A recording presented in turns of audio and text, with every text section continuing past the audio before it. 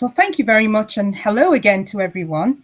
If at any time at all there's a technical problem, just put something on the chat so that I can see that very quickly. Wow, I have to say I'm truly excited because I can't believe the response I got when I sent out this email saying to people, can you just sort of tell me a little bit about what your number one biggest challenge is? And the amount of feedback I got was absolutely amazing. And one of the things that I started to realize was that as people were sending me these responses, there seemed to be a theme around confidence, around making decisions, about dealing with uncertainty, and things are just centered around that. And a lot of people seem to be making decisions currently about what's going on in their lives. So when I sent this survey out, it was fantastic, the response I got back. So I have to say that I want to just sort of thank you so much for giving me this opportunity to talk to you. Like I said earlier, you know, people are calling from different places. I know we've got somebody calling from the Cayman Islands, and she only knew about the webinar an hour ago. So fantastic. And I have to say special thank you to Carolyn for that. I know we've got some people from the US calling in, and then a few people from the UK. So there's quite a few people on the call, and I really appreciate it. And I just want to say, you know, I hope you have a piece of paper. I hope you're relaxed. I hope you have a pen, because I'm going to go through quite a fair bit with you today. And then I'm hoping you'll have something to write down as we go along. Okay, so today is all about overcoming self-doubt and making better decisions. So before I start to go through all this material with you, I do actually have a question for you all. And if you could just use the chat as an opportunity to sort of respond. How do you know when it's time to make a decision? How do you feel? What happens? How do you know it's decision time or it's crunch time for you? What makes you aware of that? So if you could just use the chat to sort of respond to my question, how do you know it's time to make a decision? And I'll just give you a few seconds just to put some responses through on the chat.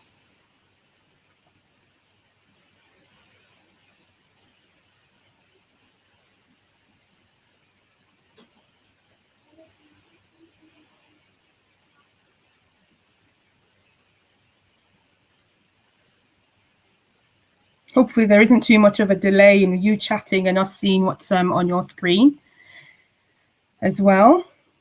So how do you know? What do you feel? What do you see? What makes you aware that it's time to make a decision?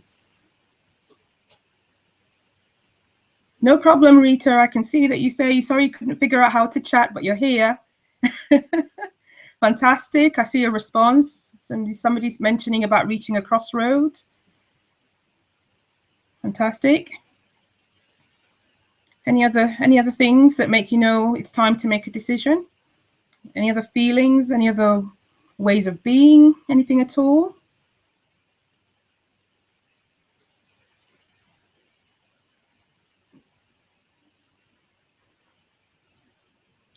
Bearing in mind that decisions are things that we make literally all the time. Sometimes we almost even make a decision to breathe. So it would be good to just sort of get a feel for everybody's sense of knowing when it's time to make a decision. Your instincts, fantastic. Critical moment has arrived and needs changing. I like that one. Emotion, you feel a lot of emotion, fantastic. Okay, any more?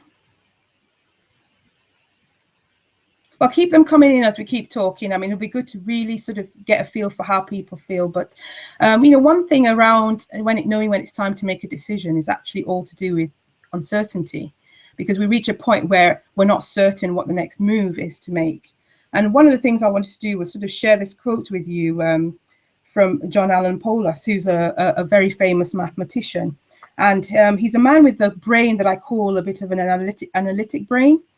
But he sort of said this quote: uncertainty is the only certainty there is, and knowing how to live with insecurity is actually the only security. So him being a mathematician and plays a lot with numbers, this is the sort of thing that he comes out with. And you're like, well, you know what? You're so right. We hear it all the time. Uncertainty is there to stay. And the more we accept and understand that uncertainty is there to stay, the more we also need to learn how to play with that uncertainty, give ourselves some sense of certainty, and sort of move to a point where we feel certain.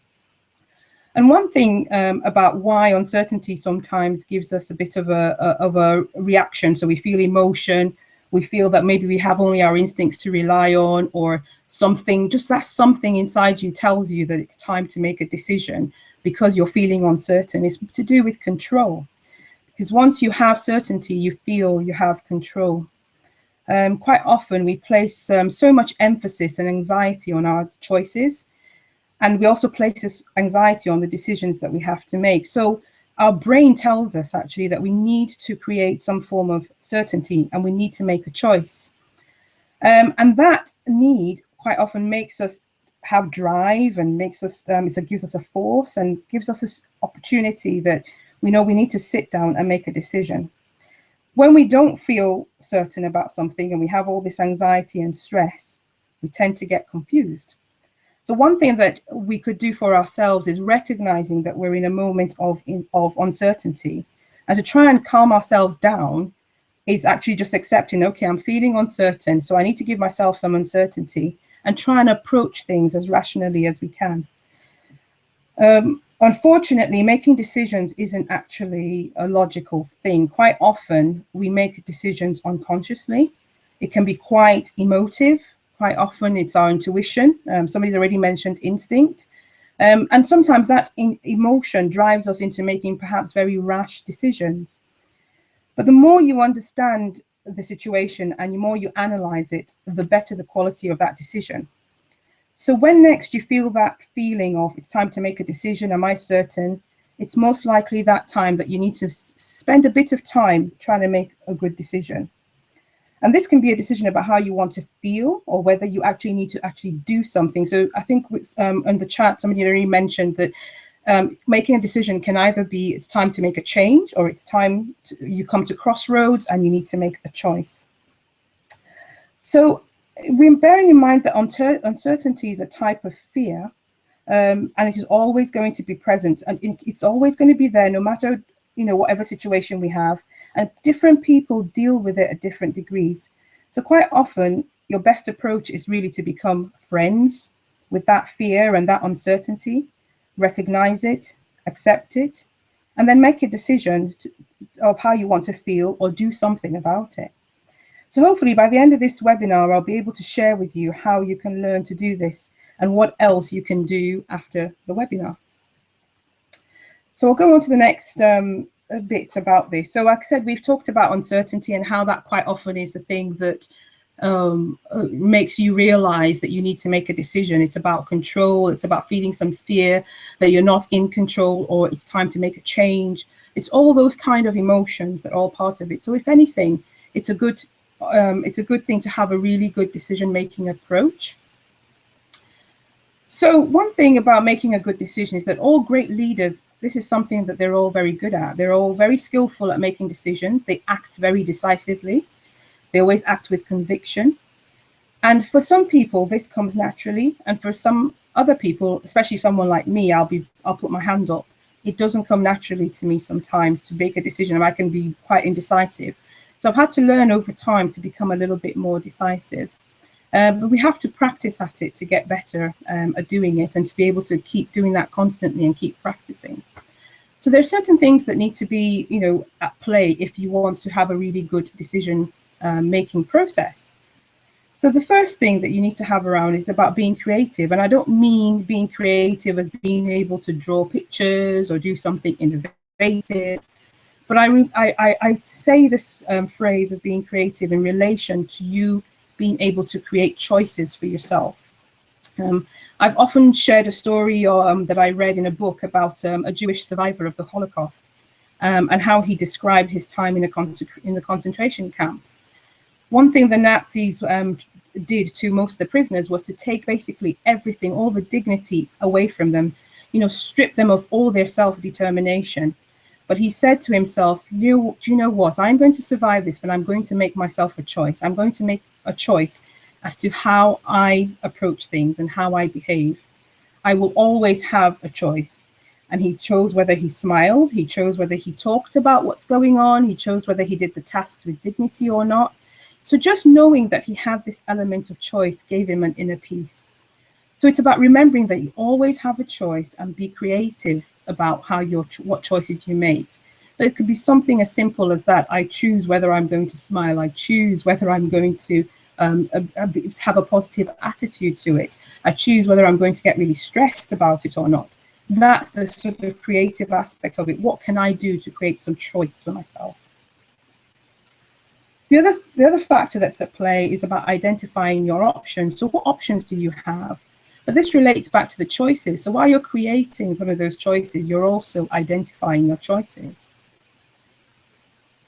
You need to be clear in your judgment. So one thing about being clear in your judgment is, can you describe the reasons behind your decisions? If you notice, whenever our leaders are talking to us, quite often they made a decision. And as they're talking through that decision, they seem to be very clear on why they've made that decision. So that clarity piece is very important in making a decision.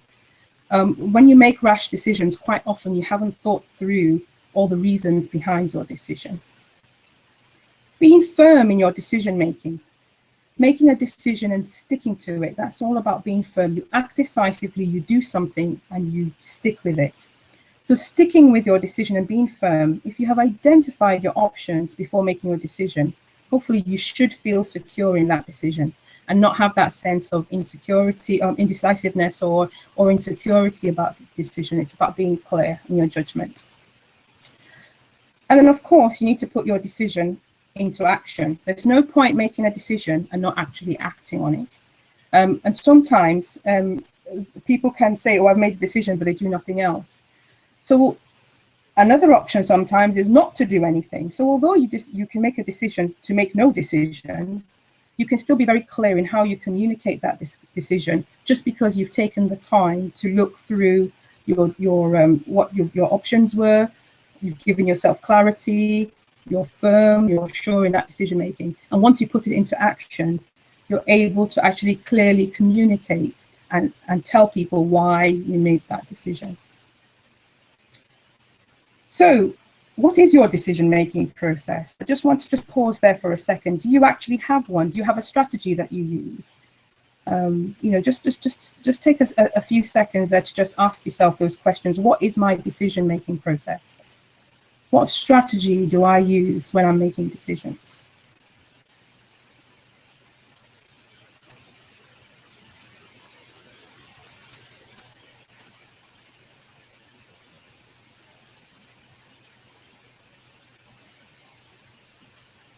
Okay, so hopefully that's giving you just a few seconds just to think about that.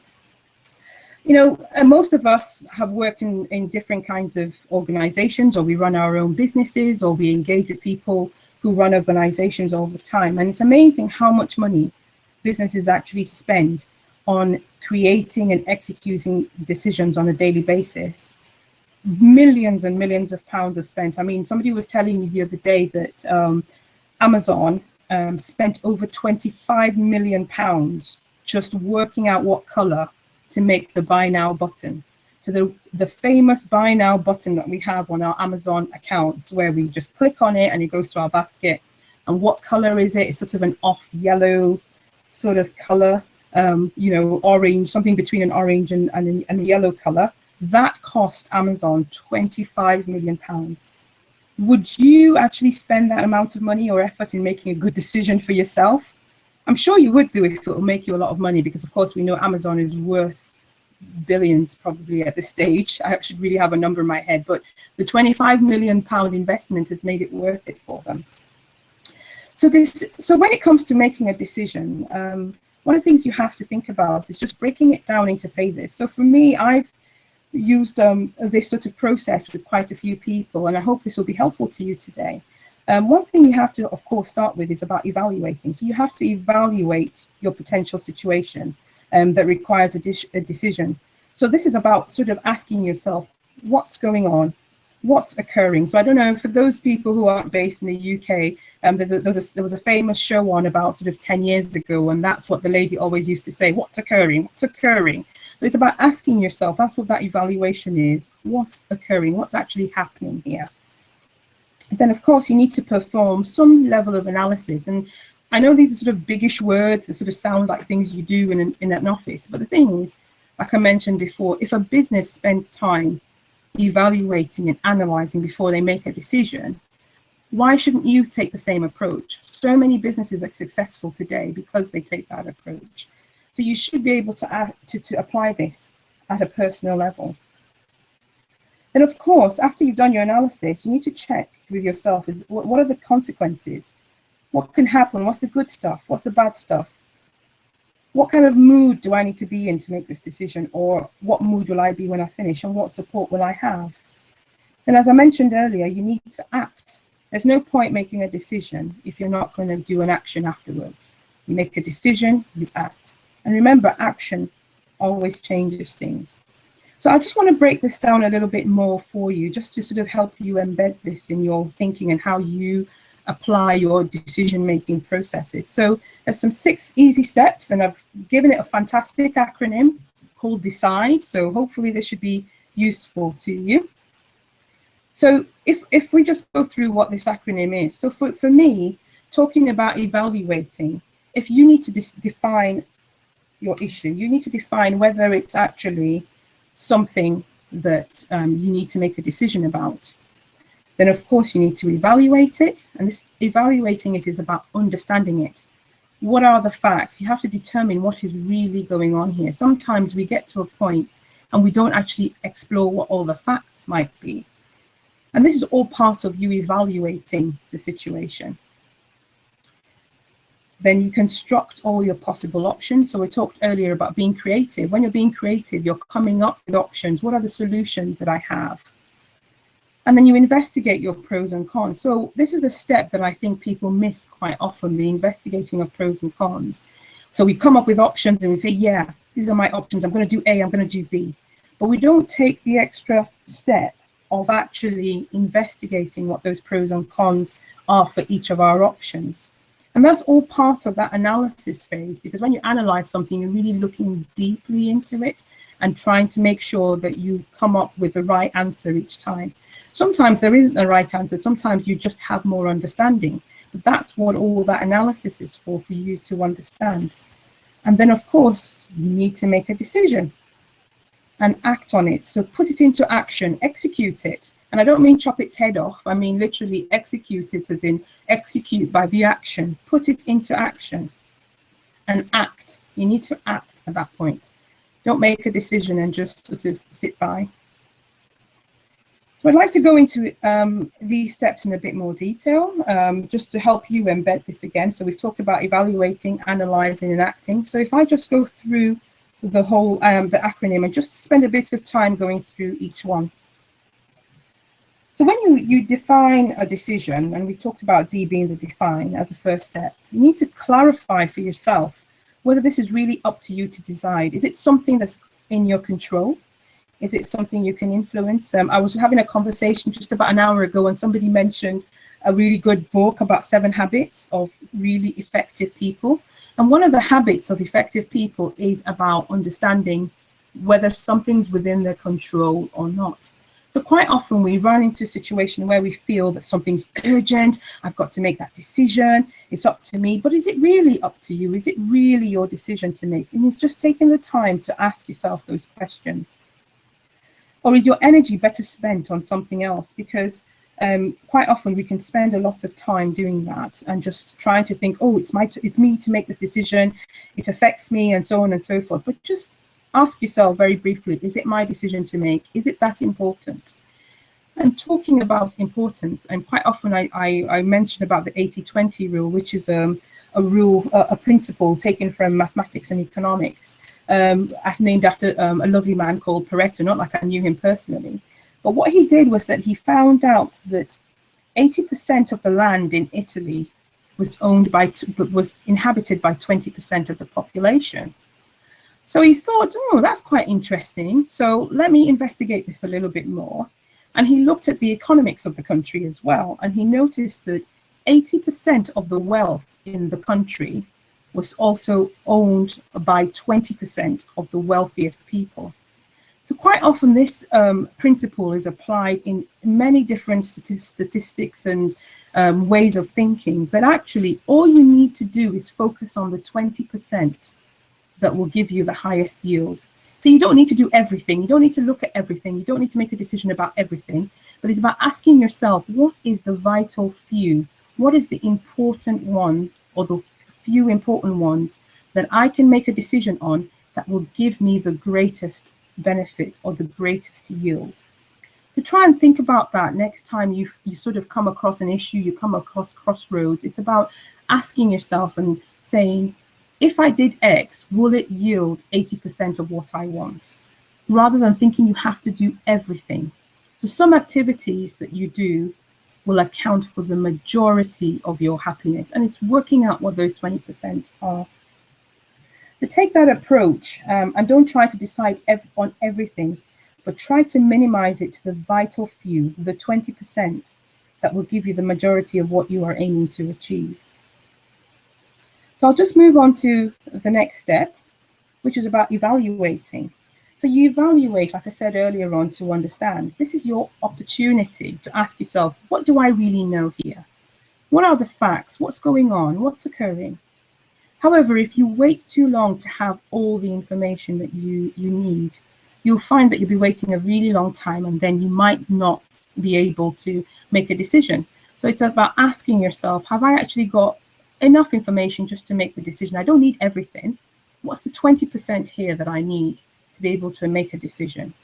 What kind of decision am I making? Is it a choice or is it a change? Because there's a slight difference. Sometimes we're faced with a choice. So crossroads would be choice.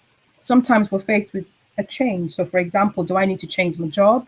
Am I changing my car? Or do I need to change my behavior? Do I need to change something? So making a choice and making a change is two slightly different things, because the way you'll need to act on them will be slightly different. So I'll just take a quick pause there and just see if anybody has any quick questions on what I've shared so far.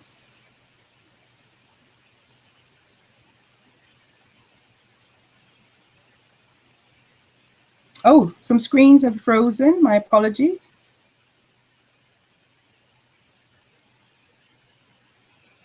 Oh, fantastic. Okay, thank you for sharing. Is everybody's screen okay now? I could see some individuals saying that the screens had frozen. Good, good.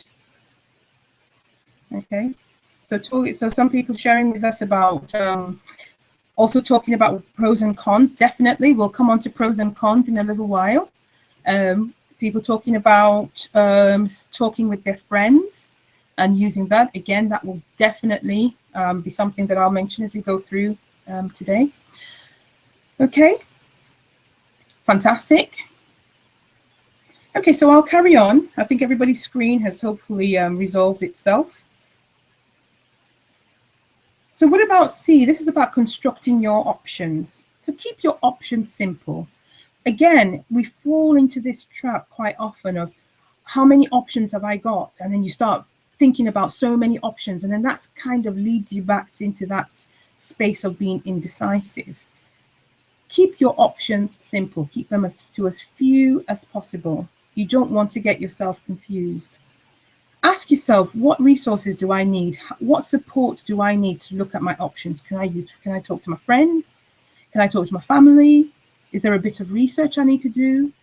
Can I look at some of my past experience, and so on and so forth? I think we've already mentioned that on the chat, that a few people like to sort of talk to a friend about it to help them construct the options. This is where you need to be creative about what you need to do, but don't forget to keep it simple. If you have too many options, you will lead yourself to confusion. And then on investigating, as I mentioned earlier, this step is quite often overlooked as we tend to just look at our options and not investigate each one further. To be honest, this step is probably the hardest one, or the hardest piece of work to do. So all you need to be able to investigate your pros and cons is a piece of paper and a pen, or a pencil if you're one who likes to work with pencil, and take some time to write things down. You know, it's a bit like a mind dump. You need to write your options down, but keeping them simple, of course. And then take some time to investigate those options. If you were to do this in an organizational setting, quite often during a decision-making process, pros and cons are written, and they'll use a sort of weighting system. There's nothing stopping you from using a weighting system as well when you're trying to make a decision. So I use quite a simple one of, I use a 1 to 5 scale, and I'll say a 1 is, oh, it's not significant, it's just a minor significance to me. And a 5 is that it's extremely significant. And it's up to you to decide what significance means. You don't have to go into too much detail with this, but it's about just taking the time to really look at the consequences for yourself of these decisions. So let me sort of use an example of whether to replace an old car or a new car with you on this. And I've sort of populated this table in advance of the webinar. So for example, if I have an old car and I've been thinking, do I get a new one or do I not get a new one? Well, what are the pros? A new car will be more comfy. I'll spend less money on servicing. It's probably more reliable. My family will probably enjoy using it. And guess what? I'll stop worrying about it. All these new cars nowadays, they're so fuel efficient. I'll probably spend less money on fuel. However, on the minus side, on the con side, it probably costs me more in insurance. The cost of a new car might mean I have to stop paying for my gym membership, or it might mean I can't go out and eat out as often. And I'm a woman who loves to eat out. For those of you who know me personally, I love eating out. So again, it might mean I have to curb on my eating out. I'll have to take time out to look for a new one. I'm trying to launch a business. Why would I want to spend time looking for a new car? How about getting rid of the old one? I don't know how it works outside of the UK, but in the UK, quite often, there's different ways you can get rid of your old car. If it's really too old, nobody will buy it from you. So then you have to start thinking about somebody coming to take it away. Will they pay you for it? Will they not? And it's a big decision. I really don't like making big decisions. So I've given all this some weighting to help me sort of work it out in my head. And one thing about doing this sort of exercise is that this is where you give yourself the ability to be very clear, in your decision making. If you remember earlier on, I said that clarity is very important, so that when you make a decision, you can communicate it. You can say to people, I've decided to do X and I've decided to do Y because of. I was listening to an interview earlier on today with Angelina Jolie, and I have to say I don't really know the lady very well. But she was talking about her decision to take her breasts out and her ovaries out due to being high likelihood for getting certain types of cancer. And she talked about it so clearly as to her decision making and what were the pros, what were the cons, what were the consequences, how would it impact her family, how would it impact her husband, how would it impact her career. You could tell she'd really thought this through. And that's how we need to think through when we make a decision, particularly for ourselves. So if you use a sort of weighting system, in this case, my pros come up as a 20 and my cons come up as a 16. And the more pros I have or the more cons I have, that will affect my scoring. But if you write this down and do it very quickly and you make this a habit and you practice it, it's really, really easy to keep doing it. So I said earlier on that decisions are quite often emotion-based rather than logic-based. So doing a process like this gives you the opportunity to actually make it a little bit more logical. You can factor in your emotional bit, so don't forget to do that. So hopefully my circles have gone in the wrong place, but basically I was just trying to show that I've also factored in my emotion into there, because these are absolutely key. If there's ever a reason to justify putting the effort into this step, the fact is that you are working out through the pros and cons how you can prepare yourself, how you will deal with all the outcomes of this decision, and how you'll be able to communicate to people why you've made a decision. You can now see very clearly how each scenario will basically play out. So I'll just pause for 30 seconds there again and just see if you have any thoughts, any questions, anything at all. Gut feelings on the evaluate slide? Yes, that's another instinct and emotive reason why we do make decisions quite often. Okay. Any other questions or any thoughts on the investigating slide? Because like I said, this is actually the process where people skip making a bit more of an analysis on a decision rather than making a decision straight after creating their options.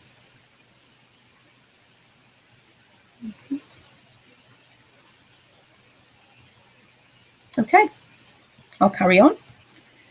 Then it's, guess what? Da da da da da. Decision time. Make a decision.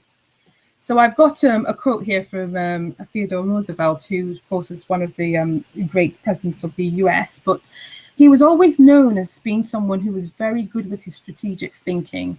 And, you know, a lot of management principles nowadays are based on some of the things that he said and the ways he conducted himself.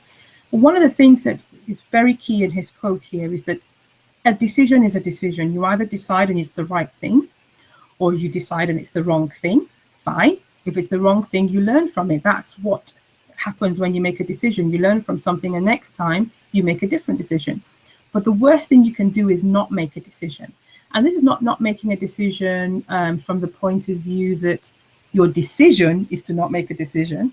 It's more from the point of view of ignoring it, ignoring the fact that you need to make a decision of some sort. So even though you need to be clear in your decision making, deciding to do nothing is a decision in itself. So if you decide to do nothing, make sure you've thought it through. You've been a bit more logical about it. I do it quite often where I say to people, actually, I've decided to do nothing about it. And people go, oh, but why? And in responding to my but why, I can then say, it's because of X, it's because of Y. And I can give them all my reasoning behind it because I've taken the time to do that analysis and evaluation of the decision. So take the time out to do that, because that really helps you to be able to say to people or to justify to yourself about making decisions. Okay, but one thing with making decisions is that you need to be very prompt with your decision making. There's some research out there that shows that actually, as time goes on, while you're being indecisive and pondering about your decision, the impact of that decision starts to go down. So I can give you an example. I worked for a very large organization where making decisions was very, very, very tough. They would consult with so many people, they would have committees. It was just a bureaucratic nightmare. And quite often, by the time a decision was made, it was time to make another decision. And by the time the next decision was made, it was time to make another decision. So it really nothing ever really took off most of the time because they took too long to make a decision. And that's an approach that we need to take as well. Because, you know, when you don't make a decision on time, quite often you miss things and you miss opportunities. So be timely in your decision making. Have the knowledge you need to have. Make sure you've got just about enough, so maybe the 20% that you need, and then make a decision. The longer you keep it going, the longer you give yourself the opportunity to have that uncertainty that we talked about, and you know, you then lose an impact on that decision that you've made.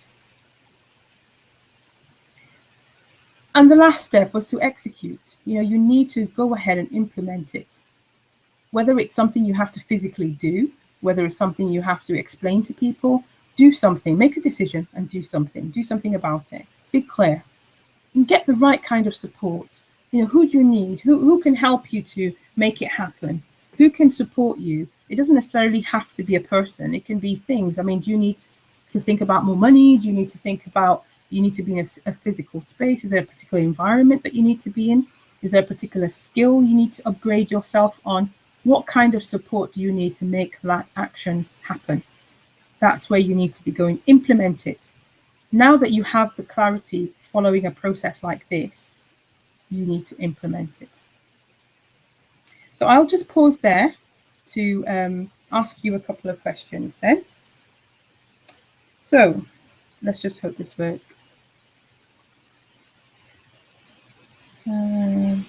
Okay. So I just want to ask you all while you're on the chat, and it seems like people have worked out the chat. Which of these steps do you think is the most important?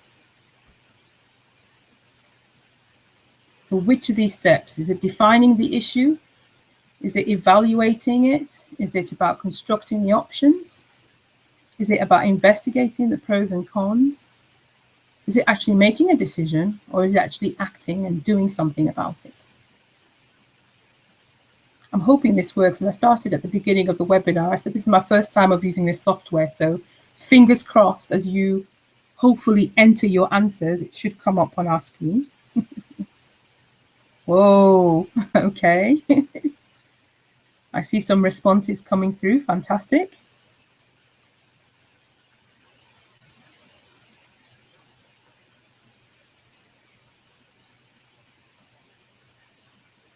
Okay, I'll give it a few more seconds. Any other thoughts? Defining it, evaluating it, constructing it,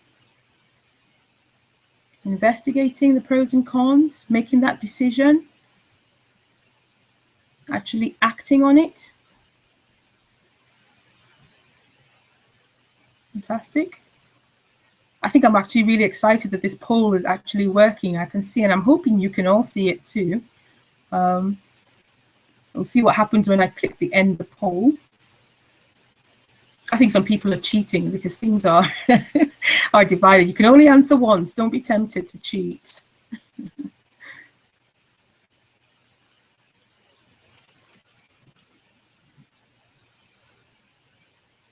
Fantastic.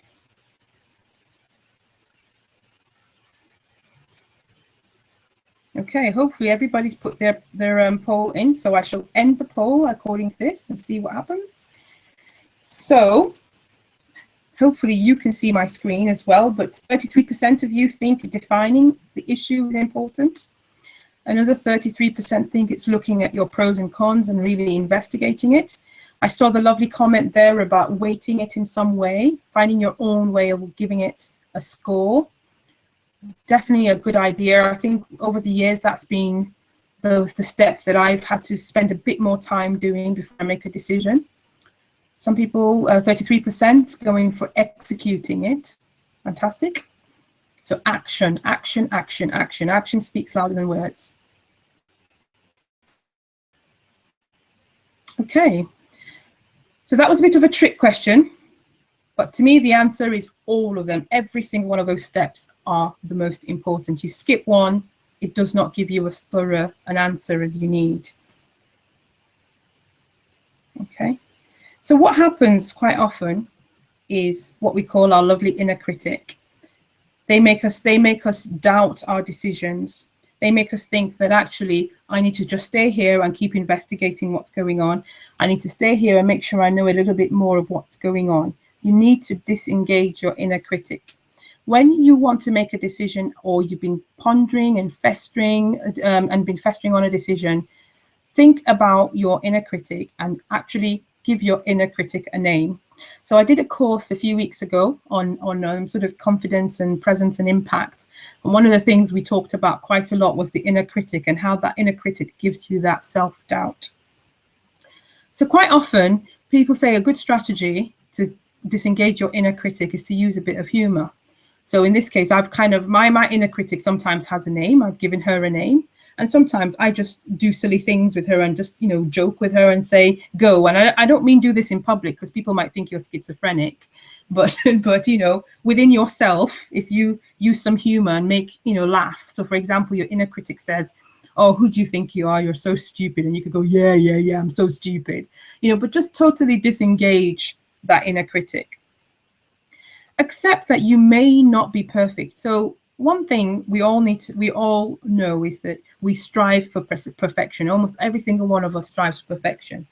But you know what? How many things have been discovered just by accident? How many things have happened in your life where you've given it a go and something good has come out of it? There's a lot of things that we've taken a lot of chances. We've made a lot of decisions that have brought positive outcomes. So just give it a go and accept it. If you're still thinking about your decision and it's starting to bother you and it's causing you stress, well, take your mind off it. Do something pleasurable. Go for a walk. Have a bath. Do something that makes you feel happy. Eat some chocolate, some dark chocolate. I think a couple of people on the webinar absolutely love chocolate. Go and have some chocolate. Be like the lady on the chocolate advert who sits there in the bathtub with some chocolate. Think as well about your goal. So sometimes people say they're feeling very uncertain, they're unsure of what's going on, they've got so many choices to make, but what is the ultimate goal? Where are you actually heading? What is it that you're trying to do? focus on that and don't worry about what other people are thinking. What is your intention? Where do you want to be? Where do you want to land?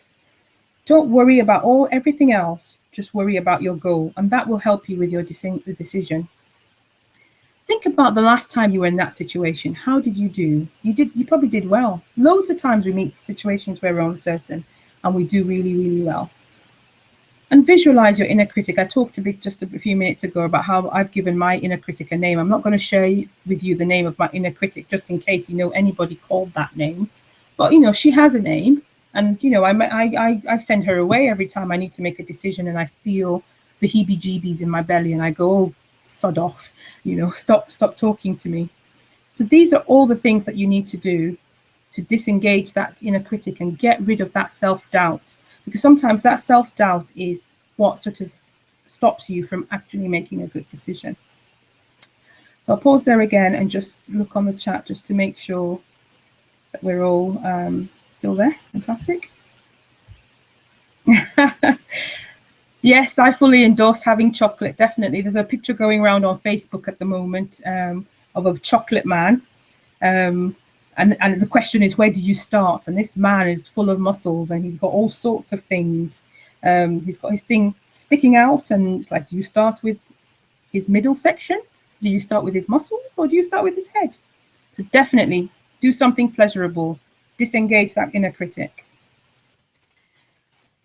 At the beginning of the webinar, we talked about uncertainty, and then when you feel uncertain, you feel you don't have control. So getting some of that control back. Give yourself some certainty.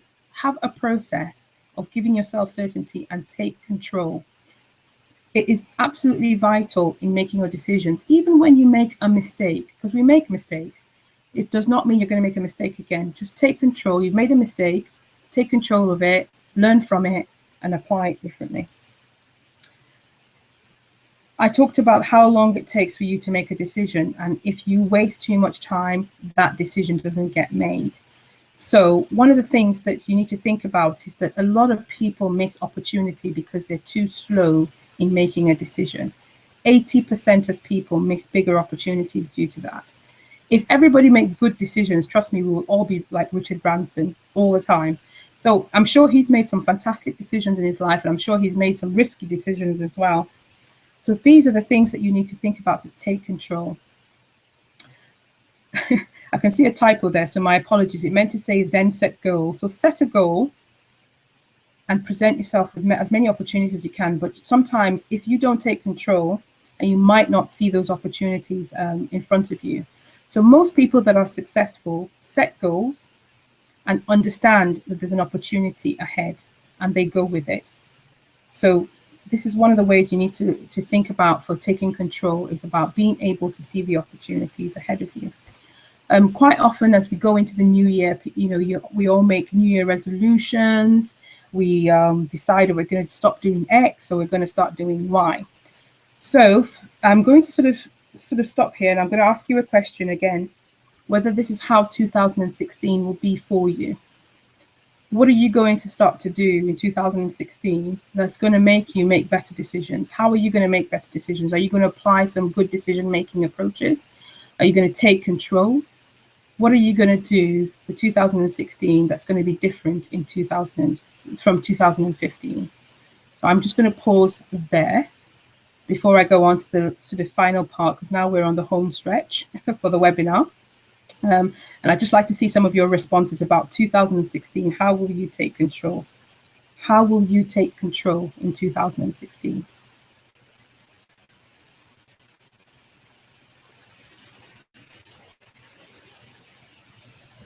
How will you take control in 2016?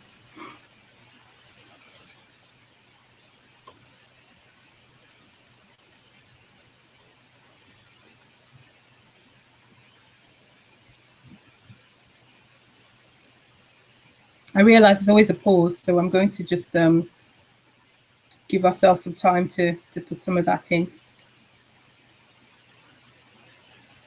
And if you haven't thought of anything, that's not a problem. It's just, this is just a time to just sort of reflect on some of the things we've talked about today. It's been a whistle-stop, literally a whistle-stop tour on decision-making and how do you make decisions. But hopefully It's given you a chance to start to think about what's your process for doing this.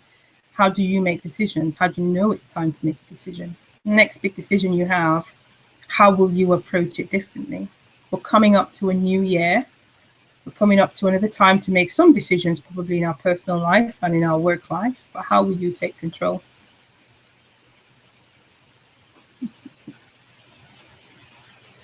Fantastic. That's a big word. I can see a word on the chat that I can't say properly. Systematically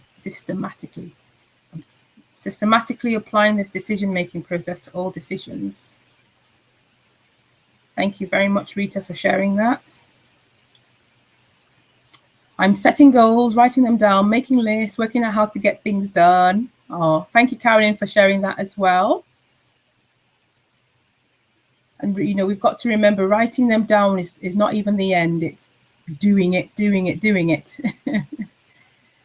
Thank you for sharing. Trying to work out on my fears around decisions by following the decide steps and using the weighting system. I want to limit the time I spend umming and ahhing. Thank you very much for sharing, Rebecca. Fantastic. It's all about the way we think, and it's all about being consistent and keeping that practice up. It's not easy. Making decisions is hard, but with our maturity, it also comes much easier to us.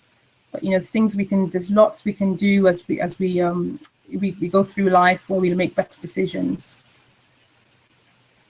Fantastic. Thank you very much for sharing, ladies. So if I may, this is the point in the webinar where I say, if I'm allowed, can I just continue to explain to you some way that I could support you in doing that? I wouldn't be able to have a webinar without being able to say that to you. So I hope I have your permission to just hang on for a few more minutes and sort of listen to the rest of the webinar, okay? So one of the things that I work with, I started out in the conversation saying that, of course, I'm a coach and I coach quite a few people. And I also sent out a survey before putting the series of webinars together to sort of really get a feel for what people are struggling with.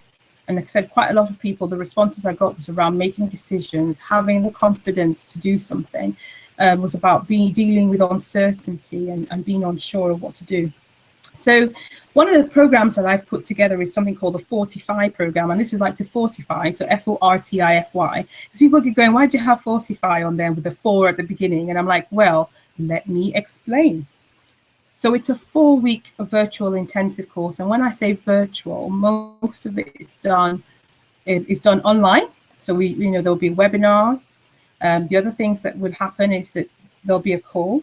So over a 4-week period, if you have a decision you want to make or a goal that's specific to you, the idea is to use that in the program and to use that in the 4-week period to actually work on it. We will digest it, we will make it into something that you create a positive action out of. So as I mentioned, it's a 4-week program. There's weekly webinars. There's a group coaching session. So this is where we all get on a call. And I've worked this